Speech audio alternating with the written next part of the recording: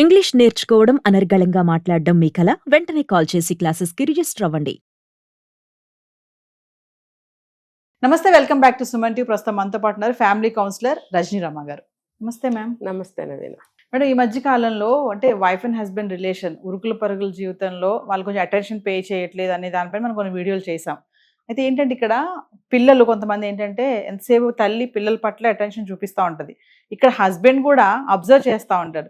ఈ మధ్యన నా భార్య నన్ను కొంచెం పట్టించుకోవట్లేదు, నాకు కావాల్సినవి చేయట్లేదు అంటే ఆమె రెగ్యులర్గా చేసే ఆమె కొంచెం పిల్లలతో హరీబరీ అయిపోయి ఆమె పనిలా ఉండడం వల్ల భర్తను కొంచెం నెగ్లెక్ట్ చేసిందని అనుకుందాం.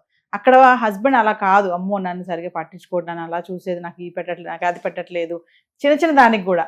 అంటే ఇక్కడ ఒక్క విషయం ఏంటంటే పిల్లలతో పాటు పార్ట్నర్ కూడా అటెన్షన్ కోరుకుంటాడు అని అంటే ఏం చెప్తారు? కోరుకోవటంలో తప్పేమి లేదు, కానీ అది పాసిబుల్ ఉందా లేదా అని ఆలోచించాలి, లేకపోతే మూర్ఖుల కింద లెక్క. అంతే కదండి. పెళ్ళైన కొత్తలో పిల్లలు పుట్టే వరకు ఇద్దరు ఒకళ్ళ మీద ఒకళ్ళు కాన్సన్ట్రేషన్ చేసుకోవడానికి అవకాశం ఉంటుంది. కిడ్స్ ఒకళ్ళ తర్వాత ఒకళ్ళు వస్తున్నప్పుడు, ఒక కిడ్ ఉన్నప్పుడు ఇద్దరు కలిసి కిడ్తో బాగా ఎంజాయ్ చేస్తారు. సెకండ్ కిడ్ వచ్చినప్పుడు వస్తుంది తంట అంతా. ఫస్ట్ కిడ్ని కొంచెం నెగ్లెక్ట్ చేస్తే చాలా చాలా వాళ్ళు ఏమంటారంటే అప్సెట్ అయిపోతారు. చాలా ఏడవడము, మెంటాలిటీ మారిపోవడము, హింసాత్మకంగా ప్రవర్తించడం చేస్తారు. వస్తువులు విసిరు కొట్టడము, మారం చేయడము, తినకపోవడము, కాళ్ళు తన్నుకుంటూ ఏడవడం చేస్తారు.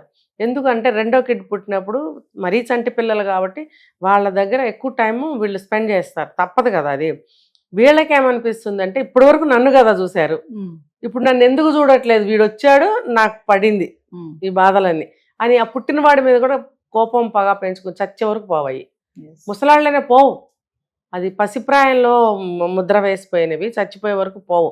అంత వయసు వచ్చింది అర్థం చేసుకోలేవా అన్నా కూడా ఇంకంతే, అది ఇంకా పోదు. పసిప్రాయంలో పడ్డ ముద్రలు పోవు. అందుకని ఆ రెండవ పిల్లల్ని చూసినప్పుడు ఫస్ట్ పిల్లలు ఖచ్చితంగా అలా అవుతారు. అదే ఫస్ట్ బిడ్డని చాలా కేరింగ్గా చూసుకోవాలి.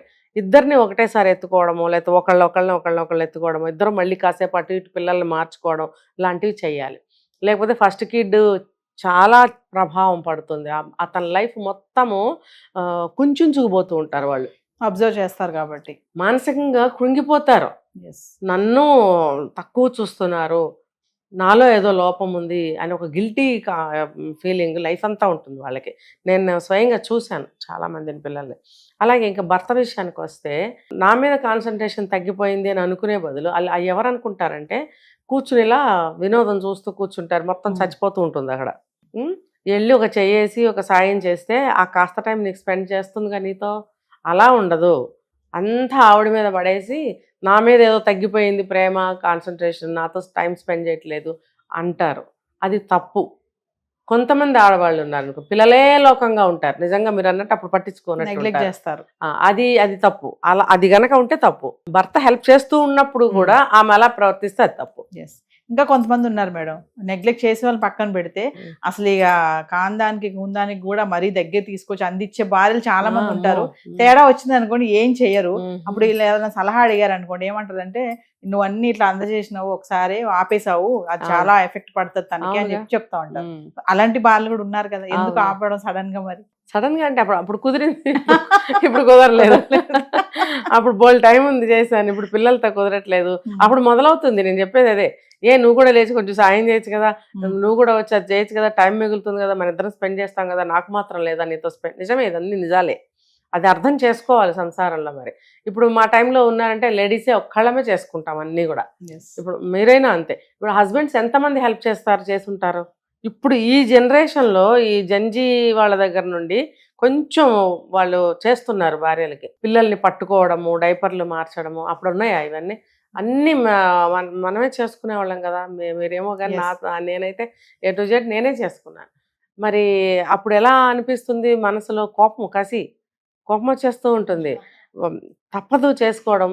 ఏమన్నా అంటే గొడవలు అవుతాయి, ఇంకా ఏమన్నా అంటే డివోర్స్లు అయిపోయో, పెళ్ళాలను వదిలేసో, ఏమేవో జరిగిపోతాయి. ఏ కాలంలోనైనా ఇంతే కదా. మరి అవన్నీ గుర్తుకొచ్చి అప్పట్లో లేడీస్ తల వంచుకుని ముందుకు వెళ్ళేవారు, పిల్లల్ని చూసుకుంటూ. అప్పుడు మగవాళ్ళు కూడా నా మీద కాన్సన్ట్రేట్ చేయలేదు అని అనేవారు కాదు. ఎందుకంటే వాళ్ళకి తెలిసేమో బహుశా ఇలా అంటే అలా అంటారు అని. ఎందుకంటే ఇంట్లో ఇటు స్పూన్ అటు పెట్టరు కదా, మొత్తం ఆవిడే చస్తూ ఉంటుంది కాబట్టి ఏమన్నంటే నోటి మీద వాళ్ళకి వాళ్ళే వాత పెట్టుకున్నట్టు అవుతుంది. అందుకని ఏం మాట్లాడేవారు కాదేమో మరి అప్పట్లో. అంటే మిగతా విషయాల్లో బాగానే నోరు లేపుతారు కానీ ఈ పర్టికులర్ మీరు అడిగిన పాయింట్ మీద మాట్లాడరు. ఎందుకంటే ఇంకదే. సో ఇప్పుడైతే ఏంటంటే అన్ని ఇద్దరు కలిసి చేసుకుంటున్నారు కాబట్టి ఇప్పుడు వాళ్ళకి ఆ సమస్య రాదు. కానీ అక్కడక్కడ ఉన్నారు కొంతమంది మూఢంగా పాతకాలం వాళ్ళ భావాలు పట్టించుకుని మైండ్కి వాళ్ళ అమ్మలు అమ్మమ్మలు నానమ్మలు నేర్పిని బుర్రలకి ఎక్కించుకుంటే కనుక ఇప్పుడు కూడా ఉన్నారు, అక్కడక్కడ ఉన్నారు. అది తప్పని చెప్తాను నేను. కొంతమంది భర్తలు అంటా ఉంటారు మేడం, మరి నువ్వు ఎందుకు అలవాటు చేసావు, నువ్వు అప్పుడు అది చేసావు కదా, ఇప్పుడు ఎందుకు చేయట్లేదు, నువ్వే చేయాలి, ఒకప్పుడు ఎందుకు చేసావు, మరి నాకు అలా అలవాటు అయిపోయింది, కుదరదు నాకు, నువ్వు ఏది ఉన్నా సరే నాకు చేయాల్సిందే అని కొంతమంది అనే భర్తలు ఇంకా ఉన్నారు. మరి అలాంటి వాళ్ళకి ఏం చెప్తారు? అది ముందు నుంచి కూడా ఓవర్గా ఏది చెయ్యకూడదు. ప్రేమగా ఉన్నాము, టైం ఉంది, చేశాను, ఇప్పుడు అంత టైం లేదు, పిల్లలు ఇద్దరు వచ్చారు, నాకు ఒకళ్ళ ప్లేస్లో ముగ్గురు అయ్యారు, ఒక్క మనిషిని నేను ముగ్గురికి చేయలేను కదా అని నెమ్మదిగా చెప్పాలి. అది ముందు నుంచి కూడా మైండ్ని ప్రిపేర్ చేస్తూ ఉండాలి లేడీస్ అనేవాళ్ళు. పిల్లలు పుడితే మనకి ఇవన్నీ సాగవు, ఇలాంటివి చక్కగా మాట్లాడుకుంటూ ఉంటే కూడా వాళ్ళ మైండ్ సిద్ధంగా ఉంటుంటుంది. లేదనుకోండి కొంతమంది చేయించుకోవడానికి అలవాటు పడతారు, కొంతమంది లైఫ్ టైం చేస్తారు.